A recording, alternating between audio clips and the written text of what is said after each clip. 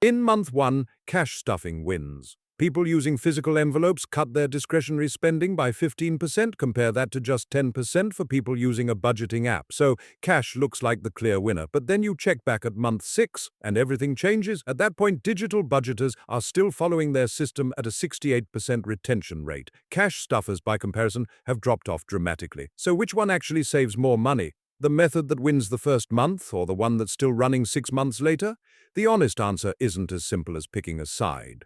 Today I'm breaking down exactly what the data shows about both methods. I'll cover where each one genuinely outperforms the other, and I'll walk you through the hybrid approach that's quietly becoming the most effective option for most people in 2026. Let's get into it. Let's start with why cash stuffing works as well as it does. The psychology behind it is real and well documented. Psychologist Dr. Thomas Gilovich studied how people react to spending money. His research found that people feel loss more acutely when physically handing over cash than when swiping a card or tapping a phone for the identical amount. Researchers call this phenomenon the pain of paying. Studies in behavioral economics consistently show people spend 12 to 18% less using cash instead of cards. And that's purely because the transaction feels real in a way a card tap simply doesn't.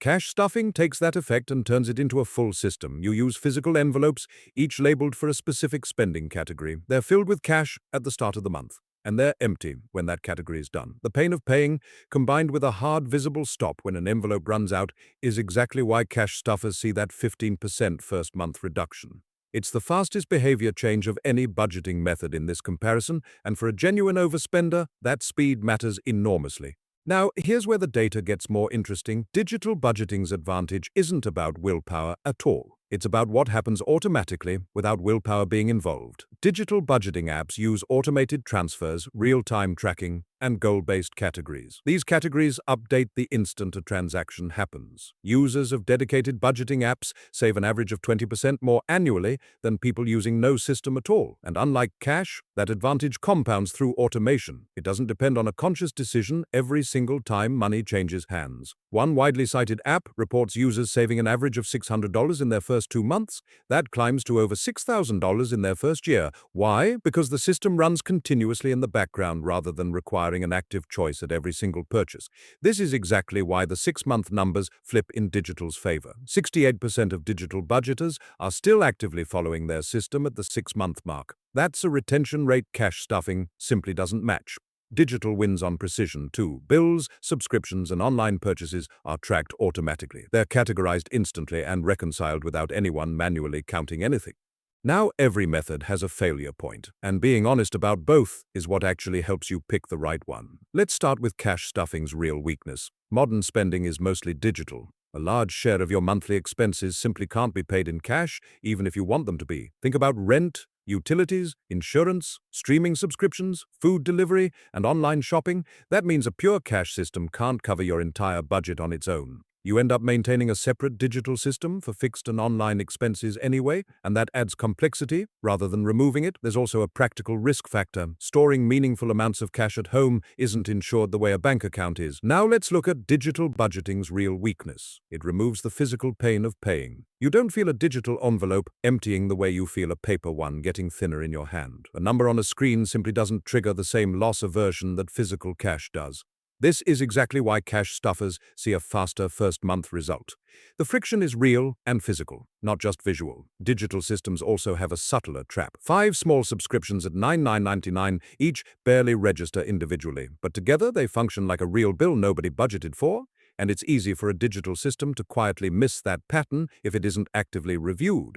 So here's the honest conclusion from every serious comparison of these two methods. There is no universal winner. That's because they're solving two different problems. Cash stuffing wins specifically on impulse control and the speed of behavior change. It's the better choice if your core problem is genuine overspending on a small number of discretionary categories. Digital budgeting wins specifically on convenience, tracking precision, and long-term consistency. It's the better choice if your core problem is a lack of visibility across a complex, mostly electronic budget. But here's the catch. Neither method guarantees results unless the allocations stay current and spending actually gets reconciled regularly. The tool matters far less than whether you're still using it in month 6. For most people in 2026, the approach that's actually outperforming a pure version of either method is a deliberate hybrid. That means cash for your 2 or 3 biggest problem categories, the ones where impulse spending genuinely happens. And it means a digital system for everything else, especially bills, subscriptions, and online purchases. This isn't a compromise that captures less of either benefit.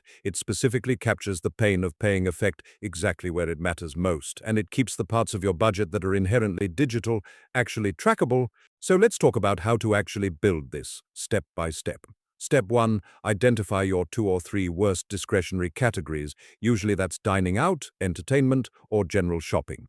These are the categories where a card tap turns into overspending without you noticing until the statement arrives. Step 2, put only those categories into physical cash envelopes. Withdraw the monthly amount, label the envelopes, and treat them exactly like traditional cash stuffing. Once an envelope is empty, that category is closed until next month. Step 3, move everything else into a digital system. That means bills, subscriptions, groceries if you shop mostly online, and any fixed or recurring cost.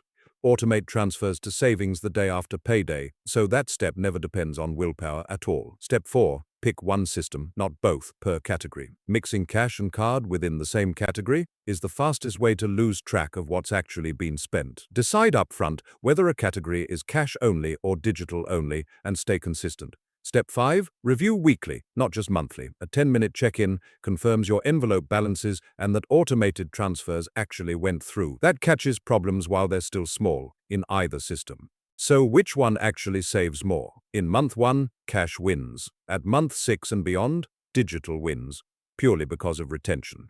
But the version of this question that actually matters isn't which system. It's which system will I still be using in 6 months? And for most people, that answer is a hybrid. Use cash exactly where impulse spending hurts you the most, and let digital handle the fixed bills and the tracking that runs quietly in the background. That's the combination that captures the strengths of both, while covering the weaknesses of each. Start with your 2 worst categories this week and build from there.